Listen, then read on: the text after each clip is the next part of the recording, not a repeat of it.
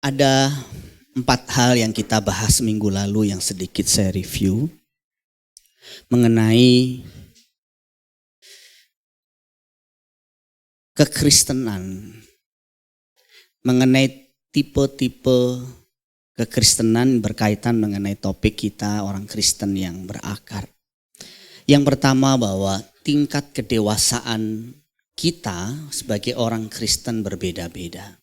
Ini harus kita mengerti dulu supaya kita tidak saling menuntut satu dengan yang lain. Kita tidak menuntut orang lain mengasihi seperti kita mengasihi. Kita tidak menuntut orang lain memberi seperti kita memberi. Kita tidak menuntut orang lain melayani seperti kita melayani. Kalau kita mengerti bahwa tingkat kedewasaan orang berbeda-beda, kita tidak akan menuntut orang lain. Kita melakukan peran kita melakukan bagian kita sesuai dengan tanggung jawab yang Tuhan percayakan kepada kita. Kalau kita sudah merasa dewasa, berarti kita melakukan tanggung jawab yang lebih besar, komitmen yang lebih tinggi. Tapi kalau kita masih merasa aku masih anak-anak, aku masih minum susu, aku masih mau diperhatikan, juga tidak masalah. Karena masing-masing kita ada bagiannya. Yang salah adalah ketika kita memaksakan orang lain di dalam posisi kita. Yang kedua, kita belajar minggu lalu, Allah menghendaki kita bertumbuh bukan dalam satu hal, 2 hal, banyak hal, tapi dalam segala hal. Nah, kalau dalam segala hal ini berarti bukan semata-mata kita pilih-pilih berdasarkan kesukaan kita, tetapi berdasarkan kehendak Bapa surgawi. Itu sebabnya dikatakan di sana bertumbuh dalam segala hal ke arah Kristus. Jadi semakin kita lama jadi orang Kristen, sifat-sifat kita, pengertian kita, motivasi kita itu semakin serupa dengan Kristus.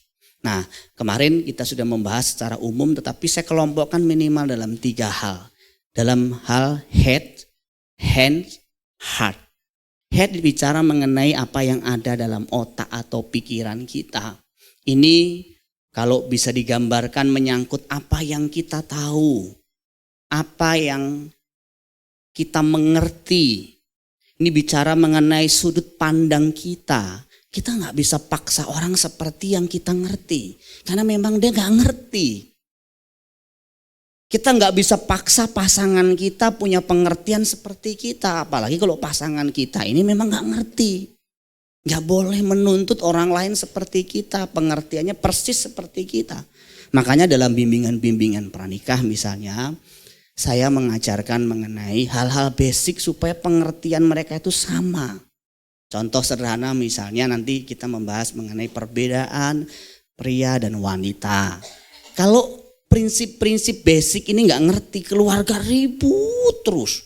Untuk hal-hal yang sebenarnya itu basic banget. Contoh, Pak, saya itu bingung sama istri saya. Kalau marah itu dari pagi matahari terbit sampai terbenamnya itu loh. Itu mulutnya kagak berhenti, kagak capek ya Pak ya. Itu istri saya kalau marah itu cerewetnya gitu. Sementara si istri juga berpikir yang sama. Pak, saya tuh bingung sama suami saya. Kalau marah itu diem 1000 bahasa. Gak ngomong sampai jarum jam bunyinya detaknya itu kedengeran Pak. Bingung saya. Nah ini karena gak ngerti prinsip dasar perbedaan pria dan wanita. Wanita itu kalau marah biasanya kecenderungannya ngomel, ngomong.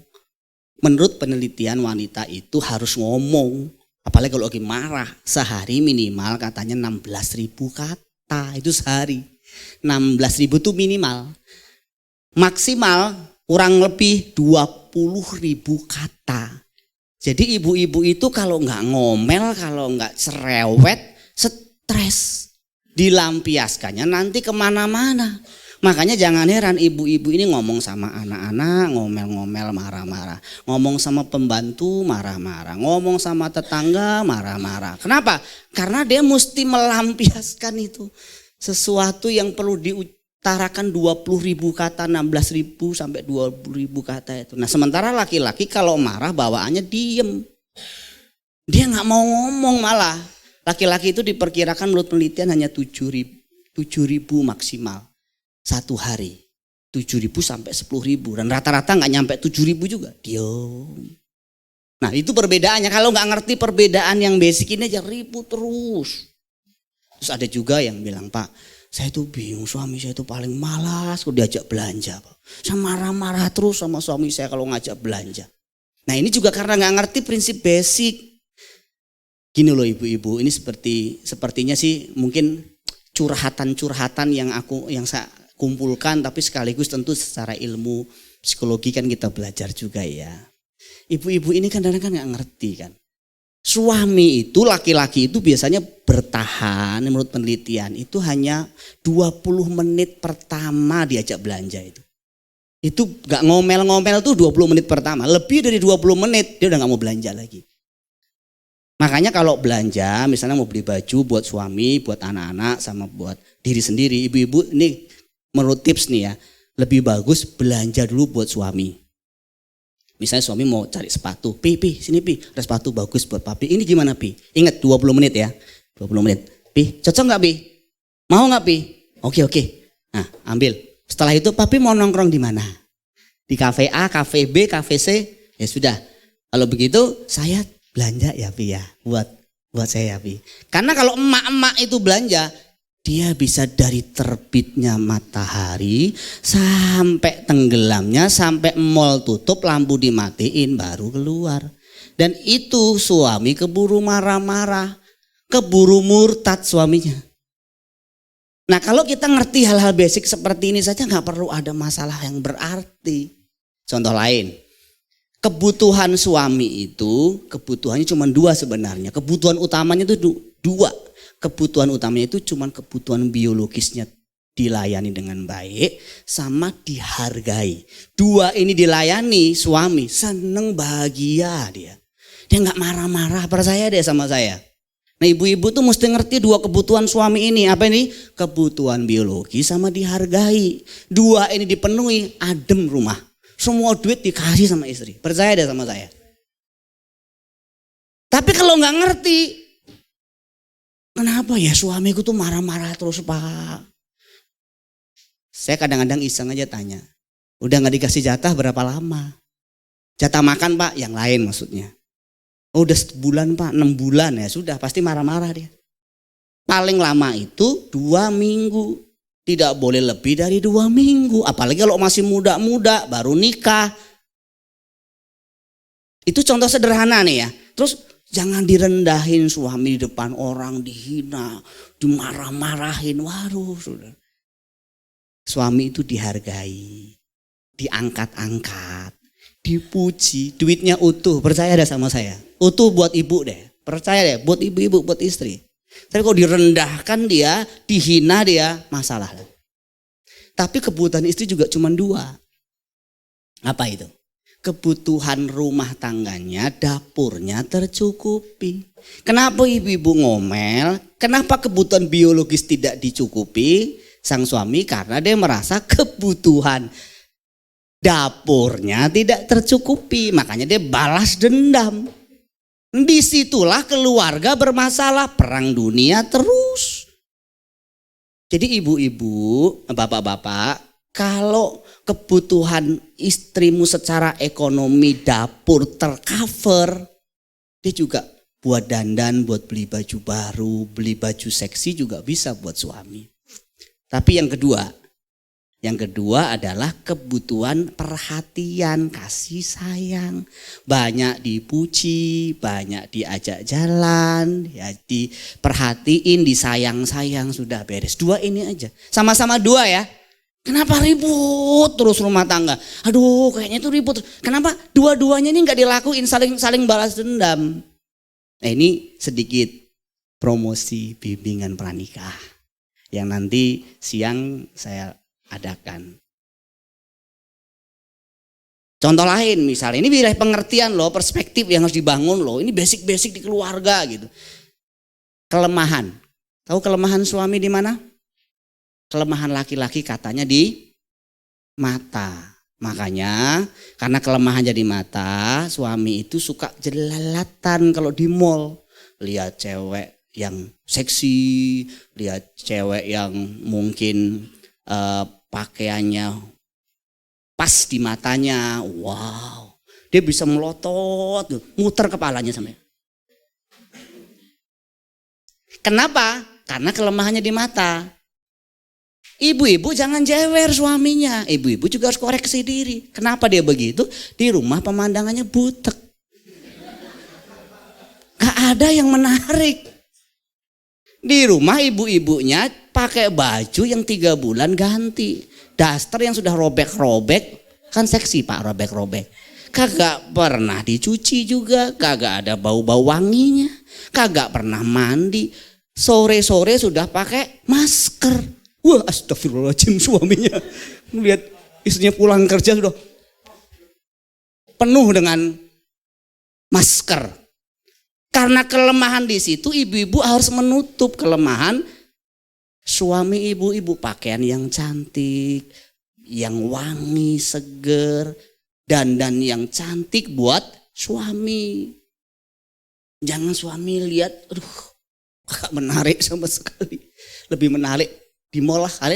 Makanya dia jarang mau pulang duluan. Dia tahu nih istrinya belum mandi jam segini. Dia ke mall dulu deh, pulang nanti udah bobo. Bobo udah pakai masker, udah repot dah katanya. Kadang-kadang kagak mandi juga tuh ibu-ibu, gak keramas juga itu. Pakai pakaian seksinya waktu ke kondangan doang. Harusnya itu ya pakai pakaian seksi itu buat suami, bukan buat suami orang. Ini contoh sederhana sebenarnya. Nah, kelemahan istri di mana? Telinga. Itu sebabnya istri gampang dirayu, istri gampang digoda. Dia tahu itu gombal, gombal. Tetapi dia mau juga. Mami tahu nggak? Mami kalau pakai baju itu cantik bener. Gombal. Tapi dia seneng, dia berharap lagi dong, lagi. Tapi herannya suami memang benar-benar juga punya kelemahan di sini. Menurut penelitian suami itu paling susah bilang I love you. Susah banget. Karena terbatas kata-katanya juga. Dan dia juga mikir, sayang itu yang gimana? Menurut saya udah sayang, udah saya kasih duit saya semua. Semua udah saya kasih deh. Kok masih kurang ya apa ya? Tapi kalau istri gampang ngomong, I love you papi. Mami sayang papi. Istri saya tuh sering banget begitu. Saya yang jarang. Dia cium saya, I love you papi. Mwah, mwah. Bahasa-bahasa kan gak enak. Nah, kalau kita ini gak bertumbuh di wilayah ini secara seimbang Bapak Ibu, kita jadi orang Kristen tanpa pelayanan, tanpa aktif ke gereja, tapi galak tetap galak, kasar sama pasangan tetap kasar. Dosa jalan terus karena basic-basic saja wilayah pengertian, wilayah perspektif kita tidak ngerti. Belum yang lain-lain ini basic-basic banget loh Bapak Ibu saudaraku sekalian. Jadi Tuhan mau kita bertumbuh dalam segala hal.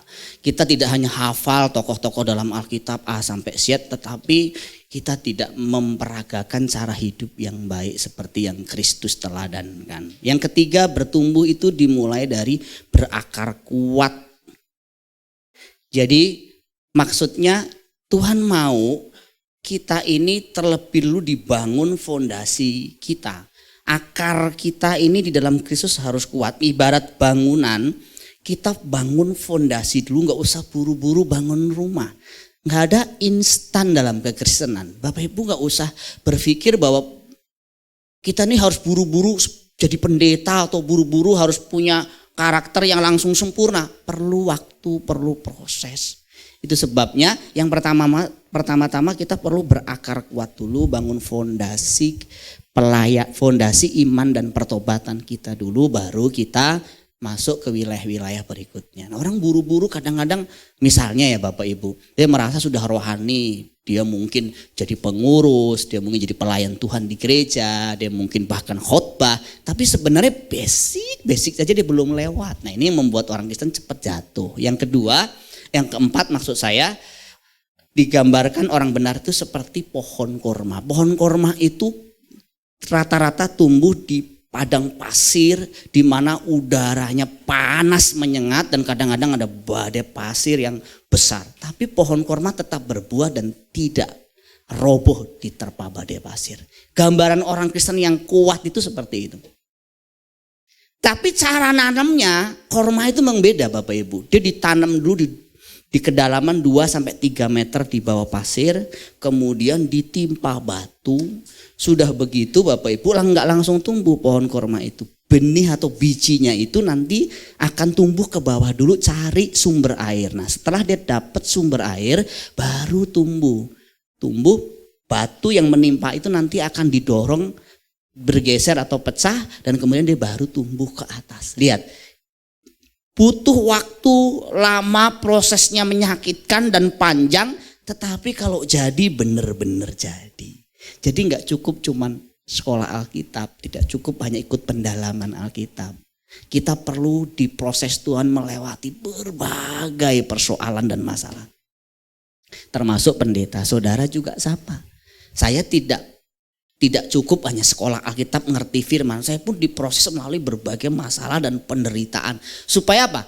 Supaya wilayah-wilayah yang lain tadi berkembang, misalnya motivasi.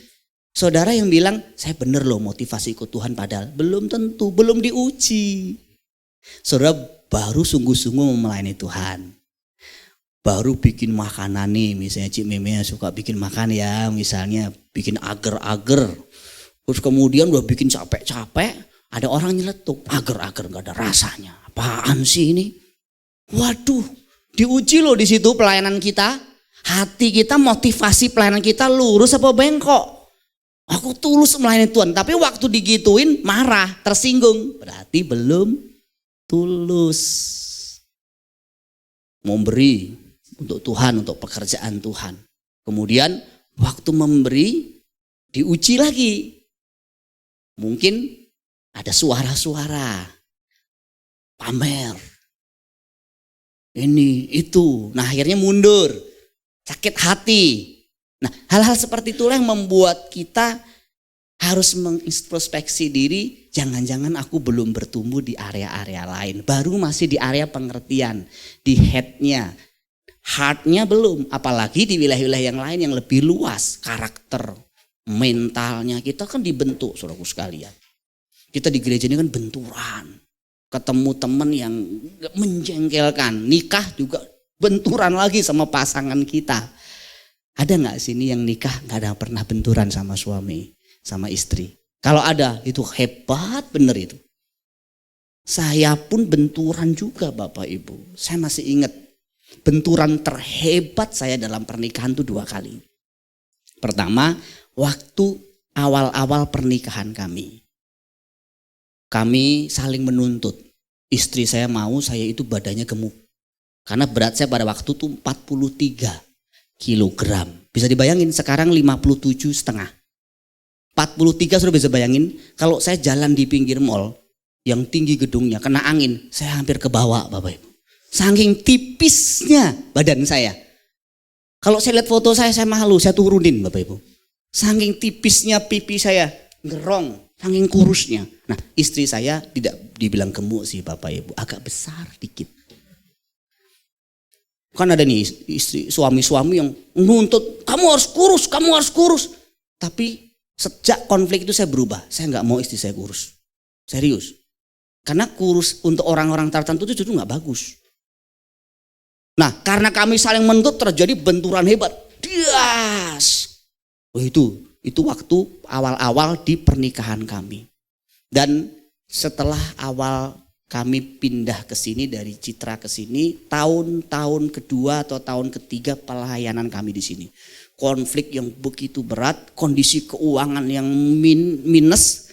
Kemudian kami harus mensupport pelayanan, menggunakan uang tabungan kami, kuras tabungan anak-anak dan sebagainya, dan terjadi benturan hebat. Istri saya sempat ada statement, kalau begitu aku pulang saja. Kaget, seumur hidup saya baru dengar kata-kata istri saya, aku pulang saja. Waduh Bapak Ibu, kata itu seperti petir.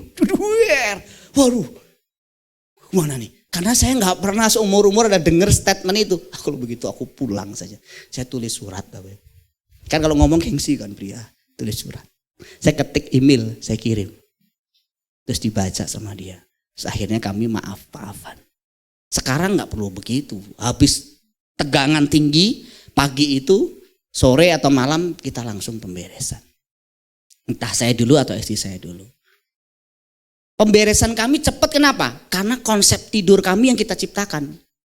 Tadi tidur kami berusaha selalu nempel tiap hari. Kalau nempel, kalau nggak beres gimana? Enak tidak? Nggak enak.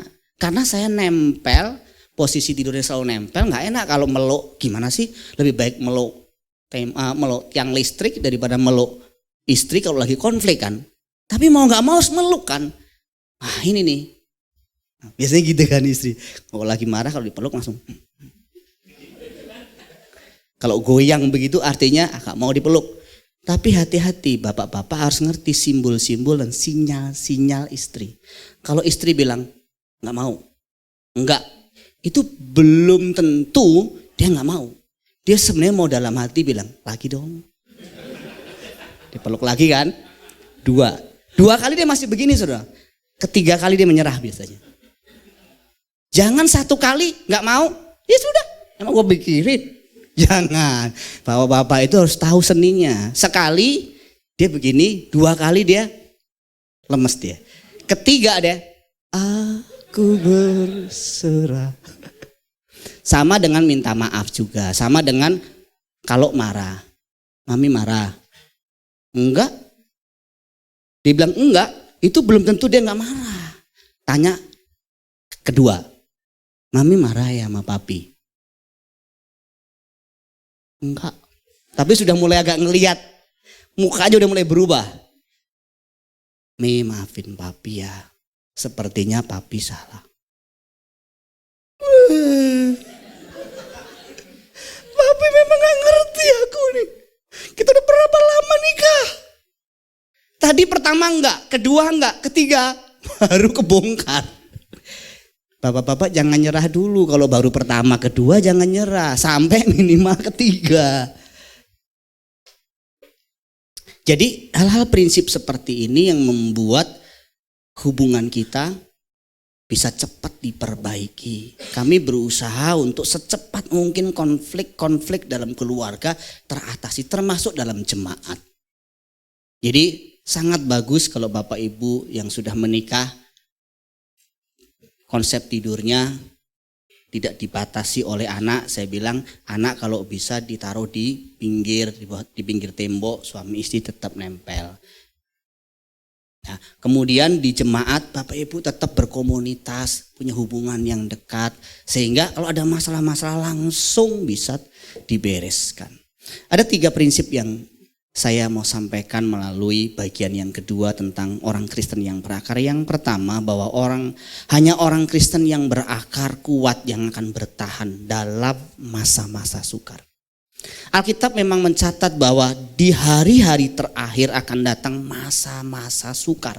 Ini bukan masa sukar dalam arti cari duit saja Bapak Ibu. Orang kan bilang, Pak sekarang susah Pak cari duit Pak. Sekarang toko-toko sepi Pak. Sekarang cari duit, waduh. Enggak semudah dulu Pak.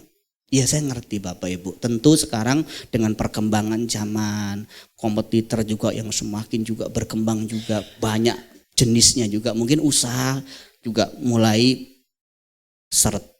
Dulu katanya nge-Grab 4 tahun yang lalu, 1 bulan bisa sampai 4 sampai 5 juta. Kadang pernah sampai 10 juta.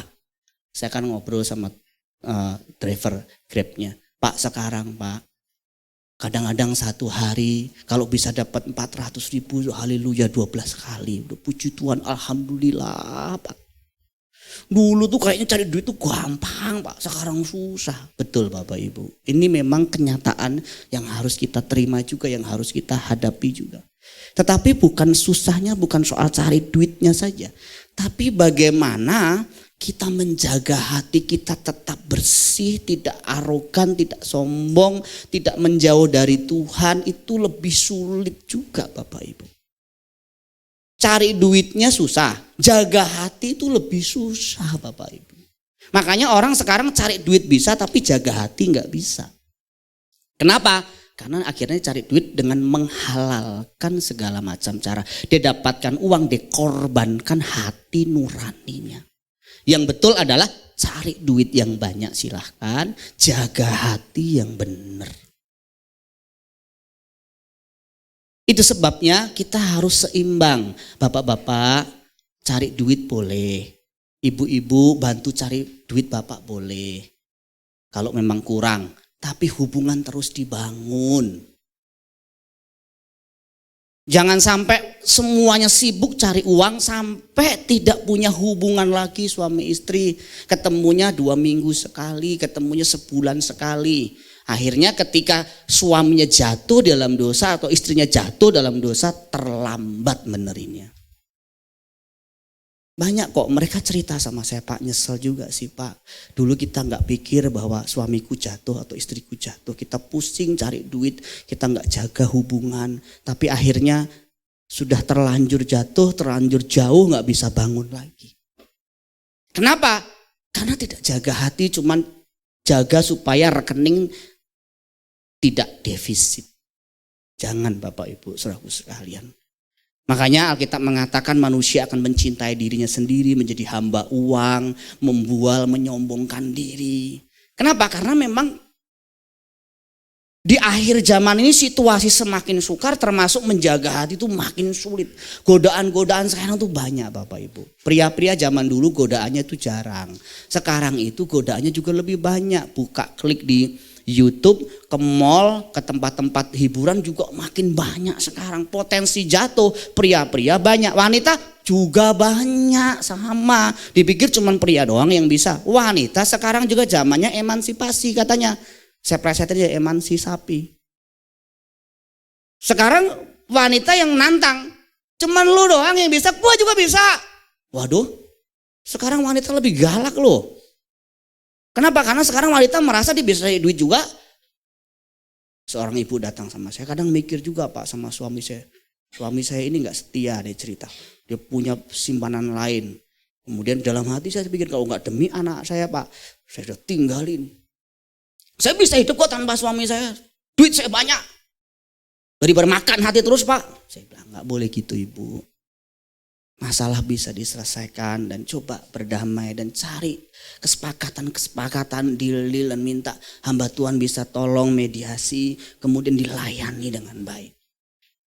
Jadi kalau kita tidak kuat berakar benar-benar, iman kita tidak kuat, pertobatan kita tidak kuat, dasar kekristenan kita rapuh, aduh goyang goncangan dikit jatuh. Nih bapak-bapak nih saya yakin kok. Kalau cuman ngandalin ibadah seminggu sekali, bapak-bapak ini imannya gak akan kokoh. Saya lihat nih, ya gimana ya.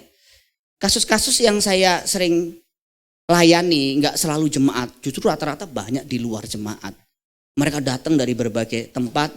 Kadang-kadang juga anak murid saya zaman waktu saya masih youth pastor datang lagi. Saya lihat ya, kelihatannya itu memang sudah terlalu apa ya, parah. Ke gereja seminggu sekali itu gak jadi jaminan engkau kuat. Yang seminggu 3-4 kali termasuk komsel ikut pendalaman Alkitab doa saja pertahanannya bisa jatuh kok.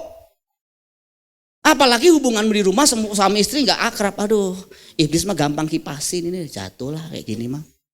Itu sebabnya saudara tidak cukup hanya sekedar ibadah seminggu sekali. Nah ini digambarkan dalam Matius 13 seperti benih yang ditaburkan di tanah berbatu. Kemudian orang seperti ini enggak kuat akarnya ketika menghadapi penindasan, aniaya, cobaan. Dia segera murtad. Ini orang Kristen yang terima firman dengan gembira ayat 20. Artinya apa? Dia senang dengar khotbah. Tapi dia gak pernah menyesali dosa-dosanya, gak pernah meratapi dosa-dosanya. Maka kemarin saya katakan bahwa saudara, tadi pagi saya katakan juga, bahwa saudara tidak bisa menebus dosamu dengan perbuatan baik. Ada orang punya dosa yang parah, misalnya kenajisan. Dia menutupinya dengan beramal, pelayanan, memberi untuk gereja, dipikir dosanya sudah hilang. Salah Bapak Ibu. Engkau harus bertobat dulu, minta ampun dulu sama Tuhan, nangis di kaki Tuhan. Tinggalkan dosamu, baru dosamu diampuni. Nah setelah dosamu diampuni, kamu menjaga hatimu dengan pelayanan, memberi, ibadah. Itu menjaga hatimu tetap bersih. Tapi gak bisa membersihkan hatimu. Engkau harus minta ampun dulu sama Tuhan, minta disucikan dulu, bertobat bener dulu, nangis dulu kaki Tuhan, Tuhan ampuni, baru setelah itu tahap berikutnya engkau jaga hatimu. Kan ada orang ya, dia kepelacur lah misalnya, dia berbuat dosa lah. Nah habis itu dia ke panti asuhan. Ngapain? Mau bersihin dosanya. Atau dia kasih uang ke gereja persembahan supaya dosanya diampuni. Atau terlibat pelayanan atau yang lain-lain. Supaya apa? Supaya dosanya disucikan, dicuci. Gak bisa Bapak Ibu. Bapak Ibu, saudara, kita harus bertobat dulu, minta ampun dulu sama Tuhan. Itu sebabnya yang kedua, iman dan pertobatan kita harus pertobatan yang sejati. Iman kita harus iman yang sejati, bukan imitasi. Imitasi artinya itu tampak beriman, tampak bertobat, tapi cuman luarnya saja. Sebenarnya Bapak Ibu ke gereja, Bapak Ibu ikut Tuhan cuman luarnya saja. Sebenarnya dosa terus jalan. Dosa pikiran, dosa hati, jinah pikiran, marah sama orang, pahitan, nyimpen kesalahan. Terus disimpan, gak mau dilepaskan. Kenapa? Karena masih menikmati. Gak bisa Bapak Ibu. Kalau kita ikut Tuhan, kita harus tinggalkan semua dosa dan kejahatan pikiran dan hati kita. Kalau kita gak mau tinggalkan, kita tidak bisa menjadi orang Kristen yang benar. Gak bisa Bapak Ibu. Saya sering bilang bahwa orang Kristen yang sejati, yang punya pertobatan sejati, itu pasti kelihatan dari perbuatan baiknya. Tetapi kadang-kadang ini butuh waktu memang. Kadang-kadang orang memang pintar juga menyembunyikan kejahatannya, kelihatan baik, tapi hatinya jahat sekali. Ada juga Bapak Ibu, ada. Tetapi Tuhan itu tertarik dengan siapapun saudara, apapun dosa saudara, jahat apapun di mata Tuhan. Kalau Bapak Ibu bertobat, kita bertobat, Tuhan itu ampuni. Tuhan itu bersihkan. Alkitab menjamin semua disucikan dan dijauhkan dari kejahatan. Asal bertobat, asal mengaku dosa di hadapan Tuhan. Makanya kalau saya sharing misalnya sama orang, kemudian orang itu bilang gini, ini misalnya sama tetangga, sama masyarakat, Pak, si A itu loh Pak. Saya kenal si A, si B itu Pak sebenarnya Pak. Itu jahat loh Pak tuh. Waduh dia nipu loh, suka nipu loh Pak. Dia suka ke pelacur loh Pak. Dia ajak saya ke pelacur loh Pak. Dia ajak saya selingkuh loh Pak. Itu jahat loh Pak. Saya tahu orang itu misalnya. Saya bilang, Bu, setiap orang punya masa lalu Pak. Setiap orang punya masa lalu. Kita berdoa supaya Tuhan mengampuninya dan dia sudah bertobat. Ya sih Pak, semoga. Nah. Kenapa? Karena kita tidak pernah tahu diri kita sendiri juga mungkin sedang bergumul dengan area-area tertentu. Nah iman yang sejati itu dibuktikan dengan perbuatan nyata. Digambarkan dalam Yakobus pasal 2 ayat 19. Iman tanpa perbuatan adalah iman yang kosong ayat 20-nya. Kalau cuma percaya saja kata Yakobus, setan juga percaya Tuhan itu ada dan setan gemeter. Kalau kita cuma percaya Tuhan saja, setan juga percaya Tuhan. Yang Tuhan mau itu kita melakukan kebenaran. Nah kalau pertobatan, hasilkan buah-buah pertobatan. Makanya kan kita bingung ya saudara ya. Orang ke gereja 10 tahun, 20 tahun. Tetapi kok dosa-dosa lamanya kok gak hilang-hilang terus ya. Karena dia gak bertobat sungguh-sungguh. Kalau dia bertobat sungguh-sungguh pasti del pasti. Walaupun nanti dia bisa di area lain jatuh. Misalnya sakit hati, misalnya iri hati sama orang, misalnya marah sama orang. Tapi di wilayah-wilayah yang dia pernah jatuh di situ kemungkinan besar kalau dia benar-benar bertobat benar tidak jatuh lagi. Kemungkinan besar. Saya mau tanya sama saudara, Sakius kira-kira ngerampas hak orang miskin lagi enggak? Kira-kira Sakius? Enggak mungkin. Sakius tuh langsung del.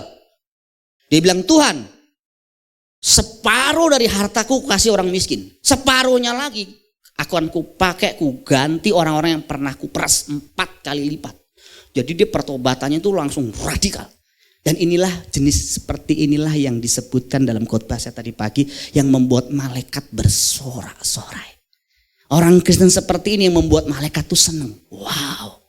Kalau lihat orang Kristen bertobatnya benar, perubahannya benar, itu malaikat senang. Jadi malaikat senang bukan karena kita masuk gereja, dibaptis. Karena orang di gereja pun dibaptis pun kalau terus hidup di dalam dosa bikin Tuhan sedih. Bikin Tuhan itu berduka, Bapak Ibu, saudaraku sekalian.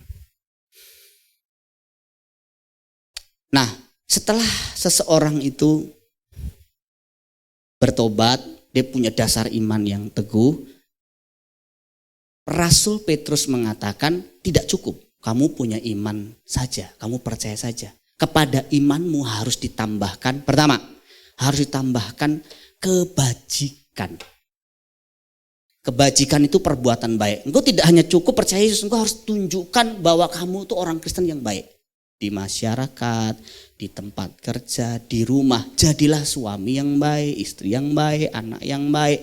Kalau di masyarakat, jadi masyarakat yang baik, anggota masyarakat yang baik. Masuk tempat yang baru, lapor RT. Bayar keamanan, iuran. Waktunya ronda, ikut ronda. Kerja bakti, ikut kerja bakti. Kalau jadi warga negara masyarakat, di mana kita punya aset-aset, bayar pajak. Punya penghasilan, bayar pajak.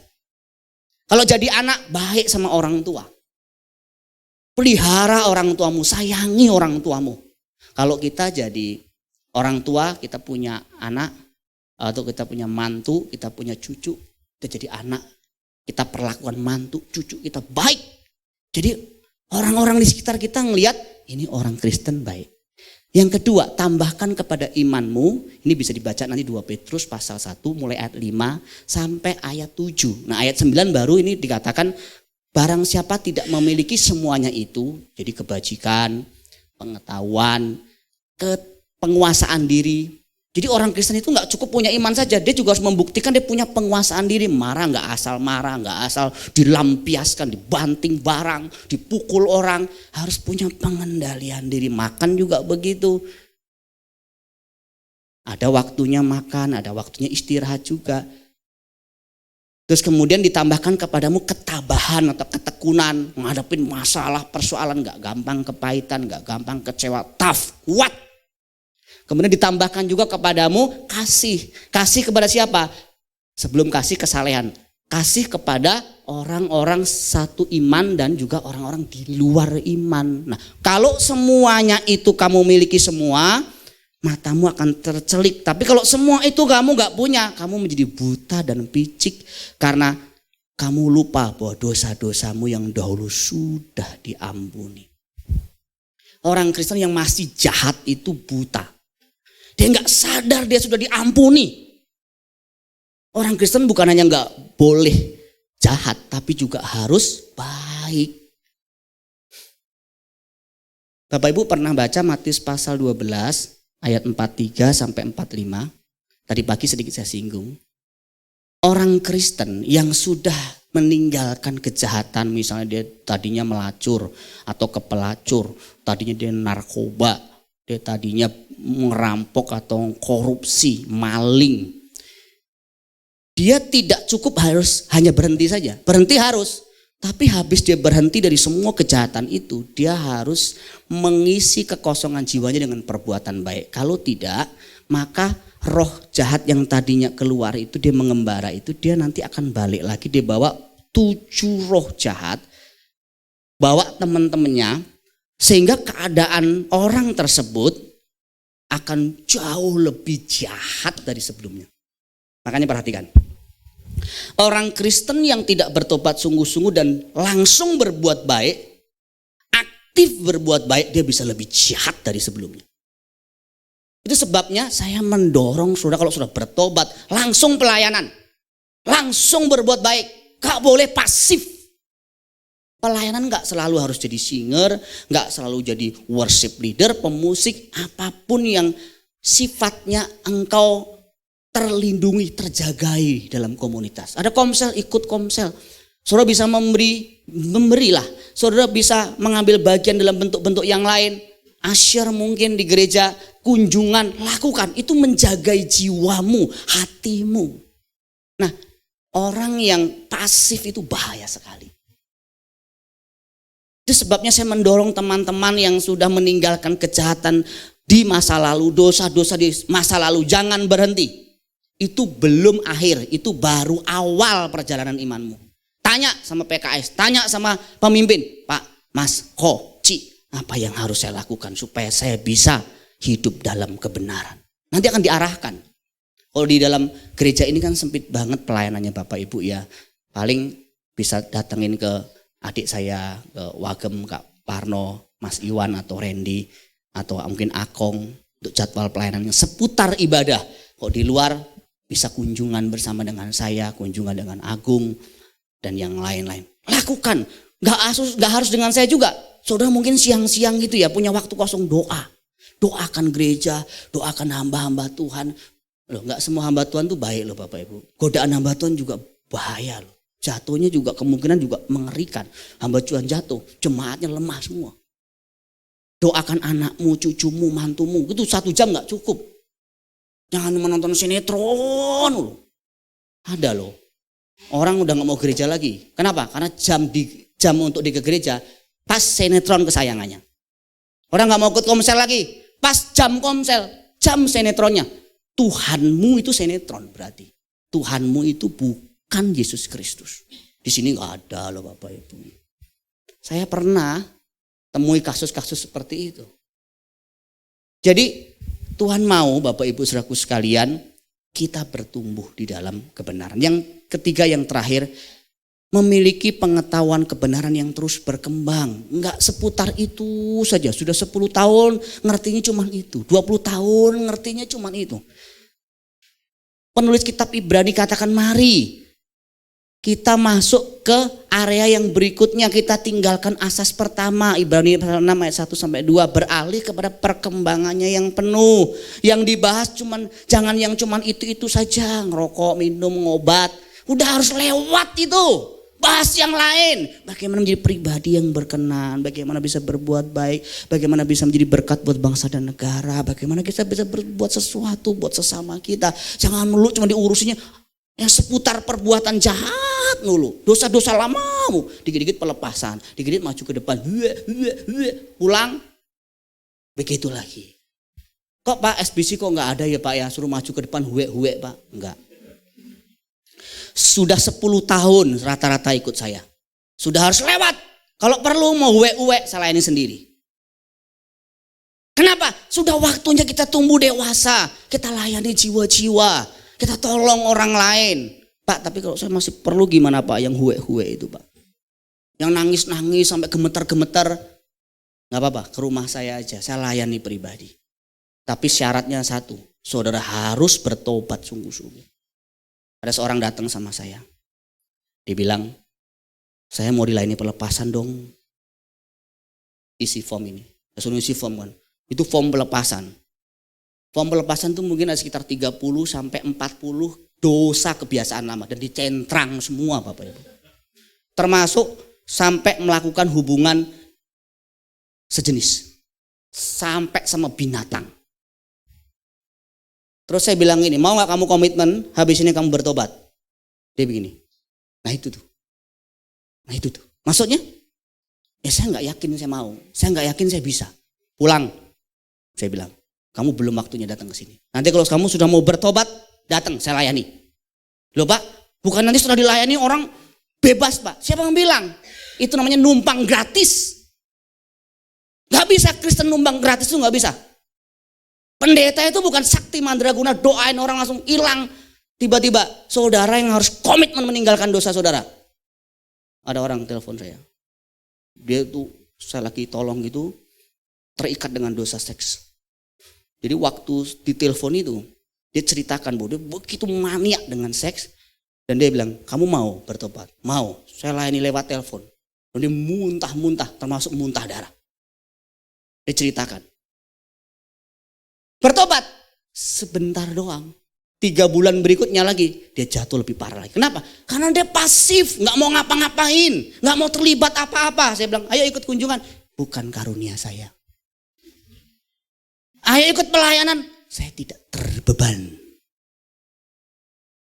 Saya kadang-kadang marah juga loh Bapak Ibu. Bukan saudara aja bisa marah sama saya juga bisa marah sama Bapak Ibu loh. Kalau soal dosa, soal yang lain saya gak mau marah. Kalau soal dosa saya mau marah, kenapa?